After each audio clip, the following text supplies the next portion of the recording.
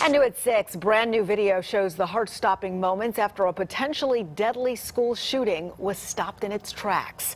Now, the video you're about to see is from body cameras of officers responding to a report of a student with a gun at a Salt Lake City high school. Well, what those officers didn't know at the time is that the student had already fired a shot, but had been stopped from firing more shots by his own parents, who knew that something was wrong when he left for school that day.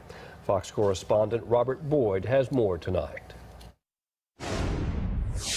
This is body cam video taken from the first officer to arrive on scene following the December 1st shooting at Mueller Park Junior High. He doesn't charge in blindly.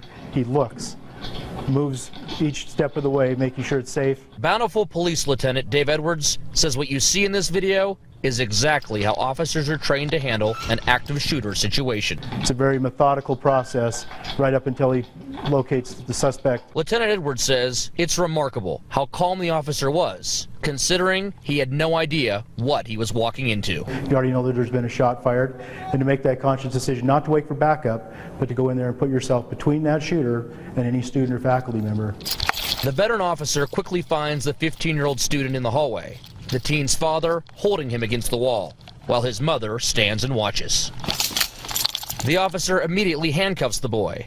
Next, he searches his clothing for more weapons. The rest of the school is on lockdown, every student safely tucked away in classrooms.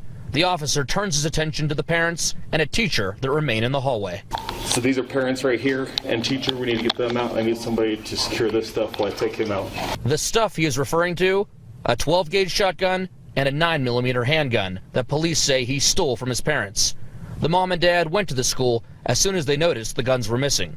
Police say as they arrived, they could hear the suspect fire a shot into the ceiling of his classroom. He then pointed the gun at himself. He was disarmed by his parents. There's no doubt that they stopped this incident from moving forward.